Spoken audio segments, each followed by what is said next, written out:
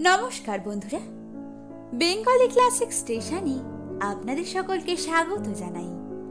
আশা করি আপনারা সবাই খুব ভালো আছেন, সুস্থ আছেন। আজ আমি আপনাদের পড়ে শোনাবো বিভূতিভূষণ বন্দ্যোপাধ্যায়ের লেখা একটি ছোট গল্প, গায়ে হলুদ।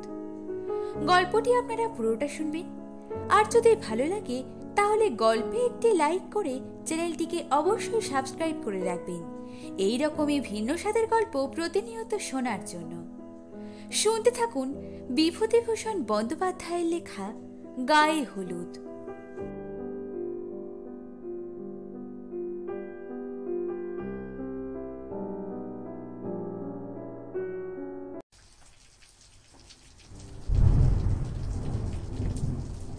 শ্রাবণ মাসের দিন, বর্ষার বিরাম নেই।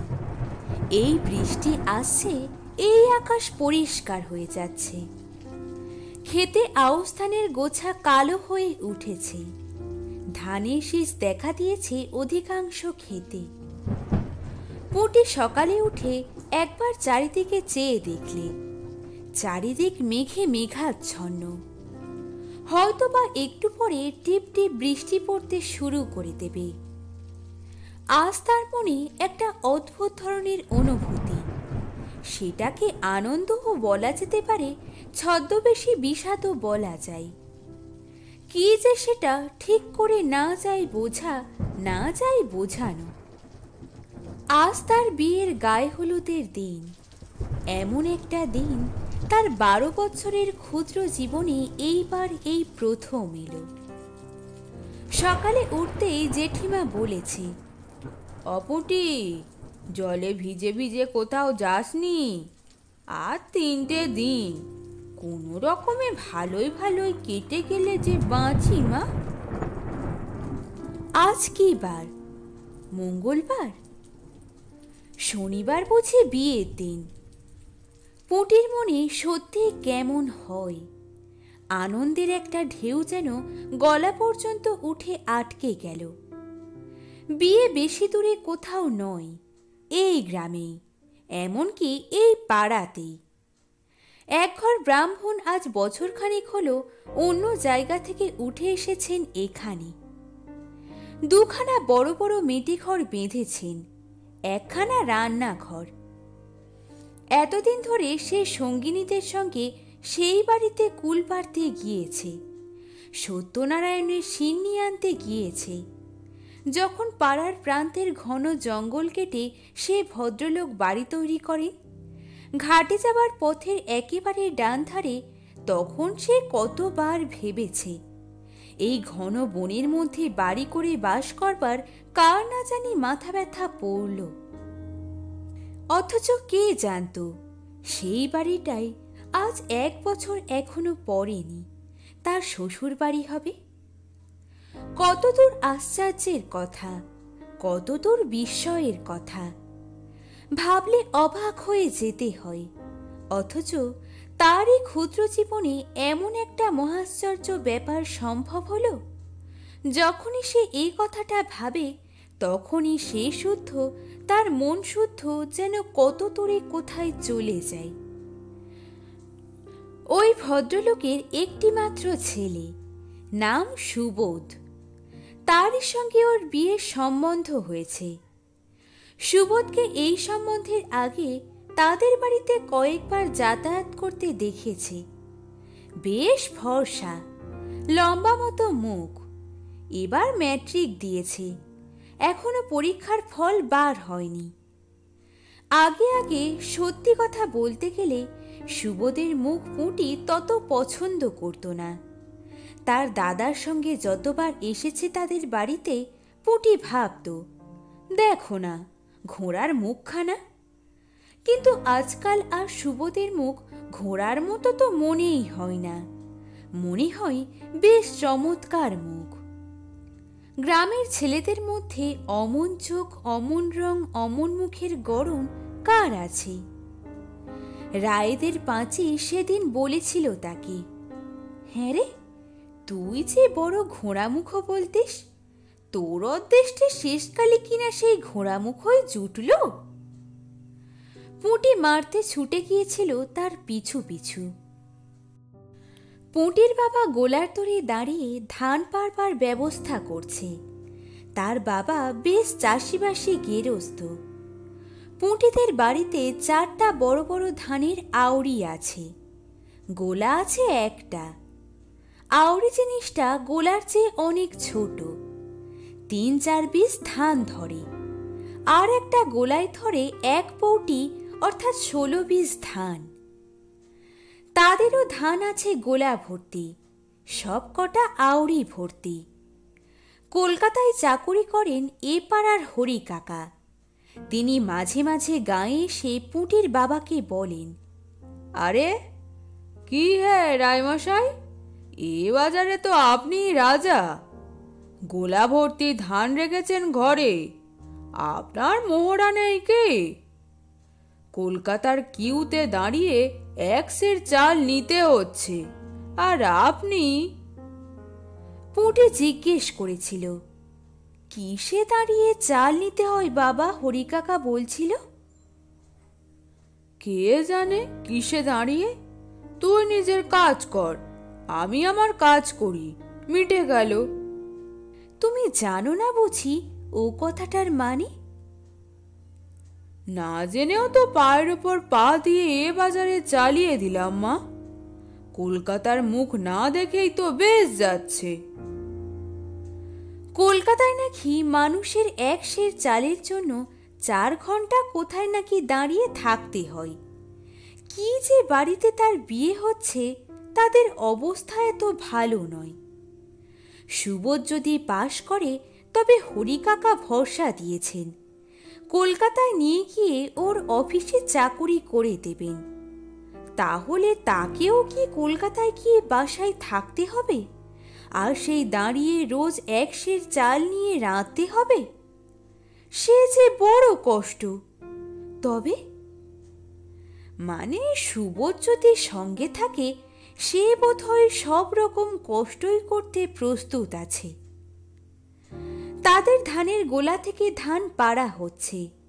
খবরাপোতা থেকে সীতানাথ কলু আড়তদার এসেছে, ধান কিনে নিয়ে যাবে। বিয়ের খরচপত্র ধান বেচে করতে হবে কিনা। ওর জেঠিমা বলেছেন, অপুটি, আজ কোথাও বেরিও না। নাপিত ও বাড়ি থেকে হলুদ নিয়ে আসবে, সেই হলুদ গায়ে দিয়ে তোমায় নাইতে হবে মা। এমন সময় সাধন ছেলে এসে ভিজতে ভিজতে উঠোনে দাঁড়ালো। হাত জোর করে মাথা নিচু করে প্রণাম করে বললে, প্রাতব্যের নাম। তার বাবা বললে, ও সাধন বাবা, তোমায় ডেকেছি যে একবার। আমার যে কিছু মাছের দরকার এই শনিবারে। কি জানি কেন পুঁটির বুকটা দুলে উঠল। এই শনিবার? এই শনিবারই তাহলে সত্যিই কি তার? সাধন বললে, আগে মাছের যে বড্ড গন্ডগোল যাচ্ছে। গাঙে কি মাছ আছে? ডুমুর বাউরের মাছ সব যাচ্ছে কলকাতায়, 82 টাকা দর। এমন দর বাপের জন্মে কোনো কালে শুনিনি রায়মশাই। 1 সের 1.5 সের পোনা স্টক পড়তে পারছে না। মরগাঙে বাঁধাল দিয়ে এলাম, একদিন কেবল 11.5 সের গজার মাছ। পুঁটির বাবা বিস্ময়ে সুরে বললে, 11.5 সের গজার? এমন কথা তো কখনো শুনিনি। অরিবত গজার রায়মশাই, মাছের এমন দর, গজার মাছই বিক্রি হয়ে 10 আনা সের। পুঁটি আর সেখানে দাঁড়ালো না। মা কেমন আজগুবি খবরটা দিতে ছুটল বাড়ির মধ্যে। বৃষ্টি থেমেছে, একটু কোথাও বেরুতে পারলে ভালো হতো। তার জীবনে যে একটা আশ্চর্য ব্যাপার হতে চলেছে, এ কথাটা কারোর সঙ্গে আনন্দ করে বলাও চলে না। বেহায়া বলবে, নিন্দে করবে। কেবল বলা চলে তার সমবয়সী পাঁচিয়ার খেন্তি জেলেনির মেয়ে টুনির কাছে। আর একটা আশ্চর্য ব্যাপার, তার চেয়ে অন্তত 7 বছরের বড় লতি দিদির এখনো বিয়ে হয়নি, অথচ লতিদিকে সবাই সুন্দরী বলে। লতিদির বাপের অবস্থা ভালো। লতিদি লেখাপড়া জানা, ভালো গান করে। ওর বাবা যখন কলকাতায় চাকরি করত তখন লতিদি স্কুলে পড়তো সেখানে। কত বই পড়ে বসে বসে দুপুরবেলা। পুটি ওদের বাড়ি যখনই যায় তখনই দেখে লতিদি বই মুখে বসে আছে। পুটি ভালো লেখাপড়া জানে না, বইয়ের নামও পড়তে পারে না। লতিদি একটু ঠেকারে, সে লেখাপড়া জানে না বলে বুঝি মানুষ না? তাকে বলে, তুই বইটই নাড়িস নে পুটি, কি বুঝিস তুই এর আস্বাদ? পুটি হয়তো বলে, এ কি বই বলো না লতিদি। যা যা, আর বইয়ের খবরে দরকার নেই। শরৎ চাটুর্যের নাম শুনেছিস?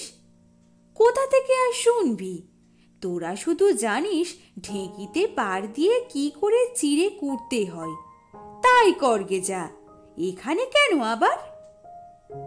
আচ্ছা, আজ তার লতিদিকে বলতে ইচ্ছা হচ্ছে, কই লতিদি, তুমি এত বই পড়ে টড়ে বসে আছো, এত সব নাম জানো, কই তোমার তো আজও বিয়ে হলো না? আমার জীবনে এত বড় একটা আশ্চর্য কাণ্ড তো টুক করে ঘটে গেল। ধানের নিন্দা করো, বাবার গোলায় ধান ছিল বলে তো আজ। কই তোমাদের তো তারপর ম্যাট্রিক পাশ বর। এই গায়ে পাশ করা ছেলে একমাত্র আছে মুখুজ্জেদের জীবনদা, সে নাকি 2টো পাশ, কলকাতায় চাকরি করছে যেন ওই দিকে কোথায়। যার সঙ্গে বিয়ের কথা হচ্ছে সে মুখ্য নয়। পাশের খবর বেরোবার দেরি নেই। বাবা বলেন, সুবোধ নিশ্চয়ই পাশ করবে। হে ভগবান, তাই করো, পাশ যেন সে করে, তাহলে সত্যনারায়ণের সিন্নি দেব শ্বশুর বাড়ি গিয়ে। নাপিতে সে বললে, মা ঠাকরন, ও বাড়ি থেকে দেখে এলাম, গায়ে হলুদের লগ্ন বেলা 10টার পর, আপনাদের যা দিতে হবে তার আগে দিয়ে দেবেন। গায়ে হলুদের তত্ত্ব আসবে ও বাড়ি থেকে, কি রকম জিনিসপত্র না জানি আসে। পুটির মনটা চঞ্চল হয়ে উঠল। একখানা লাল কাপড় নিশ্চয়ই তারা দেবে। পুটির মোটে 3খানা শাড়ি, আর একখানা ডুরে শাড়ি আছে মায়ের বক্সে তোলা। এবার তার অনেক কাপড় হবে, গহনাও হবে। 5 ভরি সোনা দেবার কথাবার্তা হয়েছে। এতদিন 2টি দুল ছাড়া অন্য কোনো গহনা তার অঙ্গে ওঠেনি, অথচ ওই কুমারী মেয়ে লতিদির হাতে 6 গাছা করে চুড়ি, গলায় লকেট ঝোলানো হার, কানে পাশা, হাতে আংটিও আছে। ও হয়তো শহুরে, সেখানে মেয়েদের চালচলন একটু আলাদা। এসব পাড়া গায়ে কুমারী মেয়েরা কাঁচের চুড়ি ছাড়া আবার কি গহনা পরে? অত পয়সাও নেই তার বাপের। গোলায় 2টো ধান আছে মাত্র, নগদ পয়সা কোথায়? যা কিছু কিনতে হয় সে ওই ধান বেচে। ভীষণ বৃষ্টি এসেছে, সঙ্গে সঙ্গে সামান্য ঝড়। রান্নাঘরের ছাঁচতলায় দাঁড়িয়ে বকনা বাছুরটা ভিজছে। কচু পাতায় জল জমে আবার গড়িয়ে গড়িয়ে পড়ছে। তাদের কৃষাণ বিরুমুচি বলছে, ও দিদি ঠাকরন, তা একটু তামাক টামাক দাও মোরে, বিয়ে বাড়ি যে মনেই হচ্ছে না। 2-10 ছিলিম তামাক পড়বে তবেই তো মনে হবে বিয়ে লেগেছে। পুটি বিরুকে ধমক দিয়ে বললে, যা তো, যা এখান থেকে, তোর আর বক্তৃতা দিতে হবে না। তামাক আমি কোথায় পাবো শুনি? কাকিমার কাছে গিয়ে চাইগে যা। একটু বেলা হয়েছে, বাড়িতে অনেক লোক এসেছে বিয়ের জন্যে। বিয়ে বাড়ির মতো লোক দেখাচ্ছে বটে। কুমোরপুরের কাকিমা, 5 ঘরার মাসিমা তাদের ছেলে মেয়েদের নিয়ে এসেছেন। আজ বেলা 11টার সময়ে আরও একদল আসবে। স্টেশনে গাড়ি গিয়েছে। মেয়েরা সবাই দল বেঁধে নদীতে নাইতে গেল। কুমোরপুরের কাকিমা যাবার সময়ে তাকে বলে গেল, বারুদ যে বাড়ি পিড়ি চিত্তির করতে দিয়ে আসা হয়েছে, দেখে আসিস পুঁটি সে দুখানা পিড়ি হয়েছে কিনা। কাকিমার এটা অন্যায় কথা, তার লজ্জা করে না? নিজের বিয়ের পিড়ি নিজে বুঝি সে চাইতে যাবে? এত বিহার সে এখনো হয়নি। তার বাবা চণ্ডীমণ্ডপ থেকে হেঁকে বললেন, ও পুটি, হাতায় করে একটু আগুন নিয়ে এসো মা। চণ্ডীমণ্ডপের দৌড় পর্যন্ত গিয়ে ও শুনলে ওর বাবা আর একজন অজ্ঞাত লোকের মধ্যে নিম্নোক্ত কথাবার্তা। তাহলে পালকির বন্দোবস্ত তো দেখতে হয়। আগে পালকি কোথায় মিলবে? শৈলডুবরির কাহারপাড়া নির্বংশ, পালকি বইবার মানুষ নেই এদিক রে। তবে ঘোড়ার গাড়ি নিয়ে এসো বনগা থেকে। এ জল কাদায় 10 টাকা দিলেও আসবে না, আসবার রাস্তা কই? ওহ, ওরা তো বিদেশি লোক, বর আসবার ব্যবস্থা আমাদেরই করে দিতে হবে, বুঝলে না? আমরাই পাচ্ছি নে, ওরা কোথায় কি পাবে? হিম হয়ে বসে থেকো না, যা হয় হিললে লাগিয়ে দাও একটা। আচ্ছা বাবু, বলদের গাড়িতে বর আনলি কেমন হয়? আরে না না না, সে বড় খারাপ দেখতে হবে। সে কি? না না, শুনেছি ওরা ইংরেজি বাজনা আনবে। বলদের গাড়ির পেছনে ইংরেজি বাজনা বাজিয়ে বর আসবে, তাতে লোক হাসবে। কেন বাবু, তাতে কি? বলদের গাড়িতে কি আর বর যায় না? একেবারে আপনাদের বাড়ির পেছনে এসে না হয় থামবে, সেই তো ভালো। বলদের গাড়িতে বর যাবে না কেন? সে কি আর ভদ্রলোকের বর যায়? তাছাড়া পেছনের ও পথ আইবুড়ো পথ, ওখান দিয়ে বর আসবে না। সামনে তেঁতুলতলার রাস্তা দিয়ে বরকে আনতে হবে। তুমি আজই যাও দেখি ষষ্ঠীতলা, সেখানে কঘর কাহার আছে শুনেছি, সেখান থেকেই পালকি আনতে হবে। সে যে এখান থেকে 3 ক্রোশ 3.5 ক্রোশ রাস্তা বাবু। পুটি সেখানে আর দাঁড়ালো না। সুবোধ আসবে বর্ষে যে বলদের গাড়িতে, সে বড় মজা হবে এখন, ধূত্র ফুলের মালা গলায় দিয়ে। দৃশ্যটা মনে মনে কল্পনা করে নিয়েই সে হাসতে হাসতে পুটির দম বন্ধ। ও তিনু, তিনু রে, শোন শোন একটা মজার কথা। তিনু 4 বছরের খুড়তুতো ভাই, উঠোনের নিচ দিয়েই যাচ্ছে। সে মুখ উঁচু করে ওর দিকে চেয়ে বললে, কি লে দিদি? জানিস এই আমাদের বাড়ি বর আসবে। বল? হ্যাঁ রে, ধূত্র ফুলের মালা পরে বলদের গাড়ি চেপে ইংরেজি বাজনা বাজিয়ে। তিনু না বুঝে হাসলে। এই সময় ওদের জ্যাঠাইমা বাড়ির ছেলে মেয়েদের ডাক দিলেন, ওরে সবাই এসে কাঁঠাল খেয়ে যা। ও হিমু, পান্ত ভাত কে কে খাবে ডাক দিয়ে নিয়ে আয়। 1 হাঁড়ি পান্ত রয়েছে, সেগুলো কাঁঠাল দিয়ে ওঠাতে তো হবে। ভাত ফেলতে পারবো না এই যুদ্ধের বাজারে। পান্ত ভাত ও কাঁঠাল পুঁটির অতি প্রিয় খাদ্য, কিন্তু আজ এখন তার খাবার নাম করবার জো নেই। খিদেও পেয়েছিল, ইচ্ছা করলে সে কলসি থেকে কাঁঠাল বিচি ভাজা আর মুড়ি লুকিয়ে পেরে নিয়ে খেতে পারত, কিন্তু সেই ইচ্ছে তার নেই। তাতে ভগবান রাগ করবেন। আজকের দিনে সে ভগবানকে রাগাবে না। বেলা পড়ল, ও বাড়িতে শাঁখ ও উলুর শব্দ শোনা গেল। অবশ্যই খুব কাছে নয় পুঁটির ভাবি শ্বশুর বাড়ি, তাহলেও শাঁখের শব্দ না আসবার মতো দূরও নয়। ওর খুড়তুতো বোন শ্যামা বললে, ওই শোন দিদি, দাদাবাবুর গায়ে হলুদ হচ্ছে। পুটি ধমক দিয়ে বললে, তোর চুপ কর, মেরে ফেলে দেব। কে দাদাবাবু?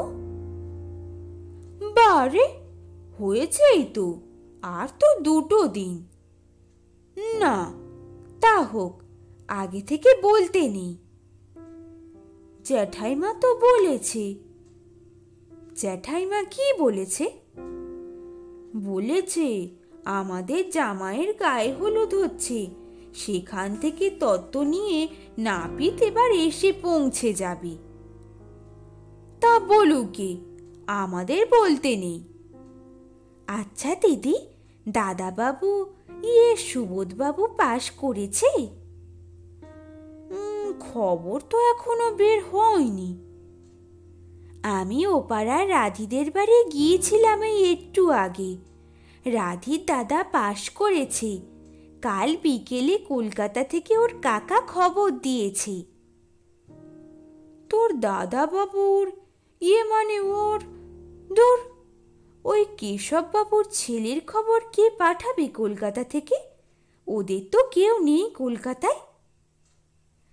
একটু পরে ওদের বাড়িতে শাঁখ বেজে উঠল, উলু পড়ল। নাপিত তত্ত্ব নিয়ে আসছে তেঁতুলতলার পথে। বাড়ি থেকে দেখা গিয়েছে। পুঁটির বুক আনন্দে দুলে উঠল। জ্যাঠাইমা বলছিলেন, আশীর্বাদ হয়ে গেলেও বিয়ে না হতে পারে, কিন্তু গায়ে হলুদ হয়ে গেলে বিয়ে নাকি আর ফেরে না। এবার তাহলে সেই আশ্চর্য ব্যাপারটা তার জীবনে ঘটে গেল। কেউ আর বাধা দিতে পারবে না। পাড়া গায়ে কত রকমে ভাঙচি দেয় লোকে। তার বিয়েতেও ভাঙচি দিয়েছিল। বলেছিল মেয়ের রং কালো, মুখ চোখ ভালো না, লেখাপড়া জানে না, আরো কত কি। কিন্তু সুবোধ, না, ছি, ও নাম করতে নেই, নাম হিসেবে মনে ভাবতে নেই। তারপর বাকি অনেকগুলো কি ব্যাপার স্বপ্নের মতো তার চোখের সামনে দিয়ে ঘটে গেল। শাঁখের ডাক, উলুধ্বনি, মা কাকিমা জ্যাঠাইমা তাকে তেল হলুদ মাখিয়ে দিলেন। গায়ে হলুদের তত্ত্ব এলো, লাল পাড় শাড়ি, তেল হলুদ, একটা বড় মাছ, 1 হাঁড়ি দই। তার সমবয়সী বন্ধু 3 জন খেতে এলো তাদের বাড়ি। তাকে কাছে বসিয়ে কত যত্ন করে মাছ দিয়ে দই দিয়ে মা জ্যাঠাইমা কত আদর করে খাওয়ালেন, কত মিষ্টি কথা বললেন। সোনার পিঁড়িতে সিঁদুর দেয়া হলো, প্রদীপ দেখানো হলো, যাতে শূন্য ধানের গোলা সামনের ভাদ্র মাসে আউশ ধানে অন্তত অর্ধেকটা পুড়ে যায়। বাবা বলেন, গোলার ধান খালি হয়ে যেত না, মধ্যে কি একটা গভর্নমেন্টের হাঙ্গামা হলো, কেউ গোলায় ধান জমিয়ে রাখতে পারবে না, তাতেই অনেক ধান কর্জ দিতে হলো গ্রামের লোকজনকে। গায়ে হলুদের তত্ত্বে আরো অনেক জিনিস এসেছিল। খাওয়া দাওয়ার পরে গায়ের মেয়েরা কেউ কেউ দেখতে এলো। তখন সে নিজেও দেখলে। আগে লজ্জায় ওদিকেও সে যায়নি। একটা শাড়ি, একটা ব্লাউজ, সায়া একটা, আলতা, সাবান, আয়না আর গন্ধ তেল, এসব জিনিস তার নিজস্ব, কারো ভাগ নেই এতে। সে ইচ্ছে করে যদি কাউকে দেয় তবেই সে পাবে, নইলে নিজের বাক্সে রেখে দিতেও পারে, কারো কিছু বলবার নেই। সব কাজ মিটতে বেলা 2টো বেজে গেল। পুঁটির মন ছটফট করছিল। ওপাড়ার লতিদি, হিমি, অন্য, রাধি, এরা কেউ আসেনি তো। এদের কি একবার দেখা দেয়া দরকার, যাতে তারা বুঝতে পারে যে তার গায়ে হলুদের মতো আশ্চর্য ব্যাপারটা আজ সত্যিই ঘটে গিয়েছে। আচ্ছা, যখন ইংরেজি বাজনা বাজিয়ে বর আসবে তাদের বাড়ির দূরে তেঁতুলতলার ওই পথটা দিয়ে, বোধনতলার কাছে পালকি নামিয়ে প্রণাম করে বাজি পুড়বে, লোকজনের হৈ হৈ হবে। ওহ, সেই সময়ের কথা ভাবাও যায় না। দেখে যেন পাড়ার মেয়ে বউরা আসে। সে বেড়াতে বেড়াতে গেল মুখুজ্জে বাড়ি। মুখুজ্জে গিন্নি ওকে দেখে বললেন, কি রে পুঁটি, আয় মা আয়, গায়ে হলুদ হয়ে গেল? আহা, এখন ভালোই ভালোই দুহাত এক হয়ে গেলে। বসো মা বসো। একটু পরে লতিকাও সেখানে এসে হাজির হলো।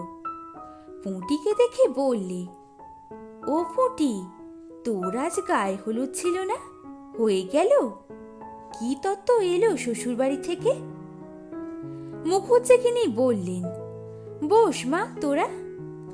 লতি, পুঁটির সঙ্গে গল্প কর, একটু চা করে আনি। যাক, ভালোই হলো। আজকাল মেয়ের বিয়ে দেয়া যে কি কষ্ট, যে দেয় সেই জানি।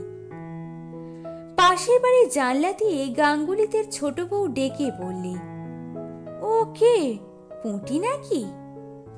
গায়ে হলুদ হয়ে গেল? তা কই, আমাদের একবার বলতেও তো হয়, এই তো বাড়ির পেছনেই বাড়ি। পুঁটি বললে, গেলেন না কেন বৌদি? আমরা তো বারণ করিনি যেতে, শাঁখ যখন বাজলো তখনও যদি যেতেন।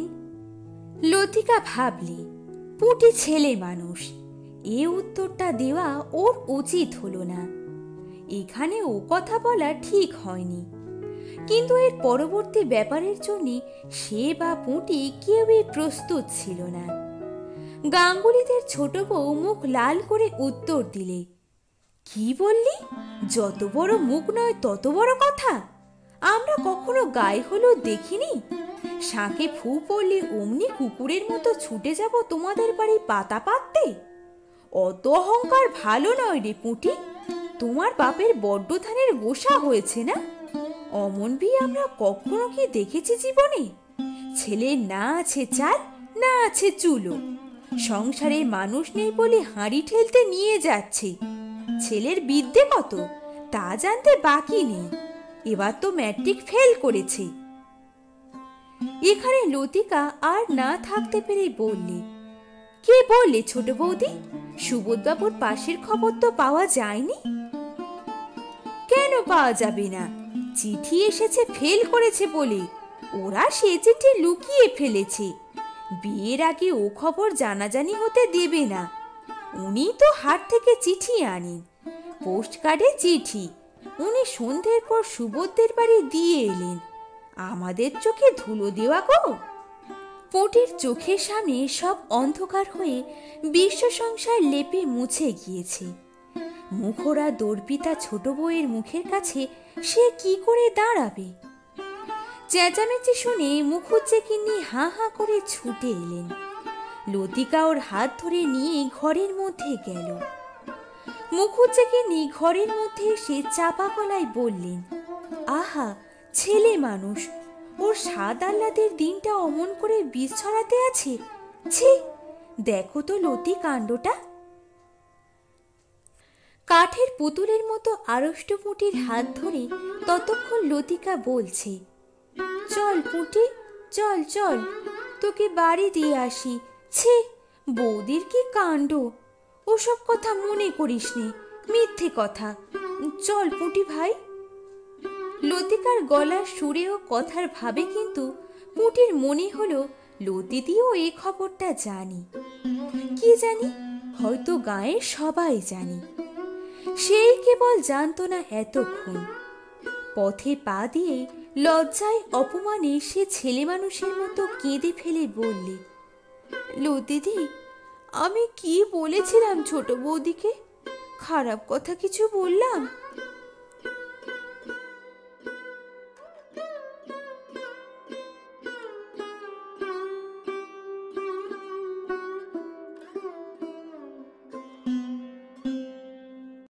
শুনছিলেন বিভূতিভূষণ বন্দ্যোপাধ্যায়ের লেখা গায়ে হলুদ। গল্প পাঠে আমি মধুমিতা। গল্পটি আপনাদের কেমন লাগলো কমেন্টে লিখে তা অবশ্যই জানাবেন। ভালো লাগলে একটি লাইক করে দেবেন। চ্যানেলে নতুন হয়ে থাকলে চ্যানেলটিকে সাবস্ক্রাইব করে পাশে থাকা অল অপশানটি ক্লিক করে রাখবেন এই রকমই ভিন্ন স্বাদের গল্প প্রতিনিয়ত শোনার জন্য। খুব শীঘ্রই নতুন একটি গল্প নিয়ে ফিরে আসছি। ততক্ষণের জন্য বাই বাই। সবাই ভালো থাকবেন, সুস্থ থাকবেন।